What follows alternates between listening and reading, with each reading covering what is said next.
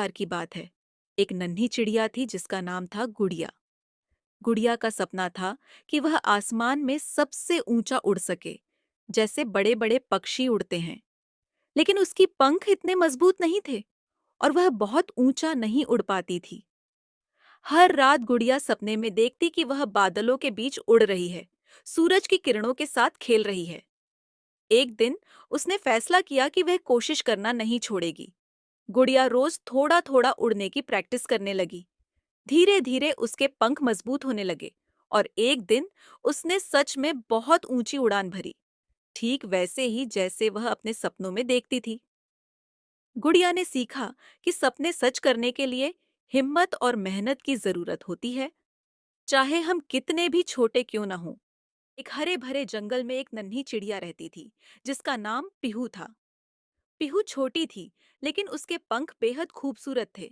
उसके पंखों में इंद्रधनुष के सारे रंग समाये हुए थे और जब वह उड़ती तो ऐसा लगता जैसे आसमान में रंग बिरंगी रेखाएं खींच रही हों। पीहू को उड़ने का बहुत शौक था, लेकिन वह एक बात से बहुत डरती थी, बादलों से। जब भी आकाश में बादल छा जाते, पीहू घबराकर अपने घोंसले में छुप जाती। बाकी चिड़ियाओं बादलों के बीच में खुशी से उड़ती, लेकिन पीहू का दिल तेजी से धड़कने लगता। एक दिन पीहू की मुलाकात एक बूढ़े उल्लू से हुई। वह जंगल का सबसे समझदार पक्षी माना जाता था। पीहू ने अपनी समस्या उल्लू को बताई। उल्लू ने मुस्कुराते हुए कहा, पीहू, क्या तुमने कभी सोचा है कि ये बादल क्या हैं? ये तो बस पानी की बूंदों से बने होते हैं। ये तुम्हें नुकसान नहीं पहुंचा सकते। पीहू ने ध्यान से उल्लू की बात सुनी, लेकिन उसका डर अब भी बाकी था। उल्लू ने उसे एक उपाय सुझाया। उसने कहा, तुम एक काम करो, अगली बार जब बादल आए तो उनकी ओर देखो और सोचो कि ये सिर्फ तुम्हारे दोस्त हैं जो तुम्हें पानी देने आए हैं। धीरे धीरे तुम्हारा डर कम हो जाएगा। अगले दिन आकाश में फिर से काले बादल छा गए। पीहू का दिल फिर से घबराने लगा, लेकिन उसने उल्लू की बात याद की। उसने बादलों को देखा और सोचा, ये मेरे दोस्त हैं, ये मुझे नुकसान नहीं पहुंचाएंगे। धीरे धीरे पीहू का डर कम होने लगा।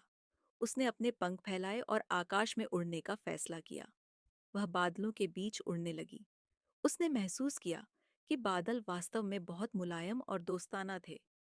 अब वह बिना किसी डर के उड़ी और उसके पंखों से जो रंग बिखरे वे बादलों के साथ मिलकर और भी खूबसूरत लगने लगे। पीहू ने अपने डर को पार कर लिया था। अब वह न केवल बादलों के साथ उड़ती थी, बल्कि बारिश की बूंदों के साथ नाचती भी थी। उसने समझ लिया कि डर केवल मन की कल्पना है और अगर हम उसे चुनौती दें तो हम उसे हरा सकते हैं।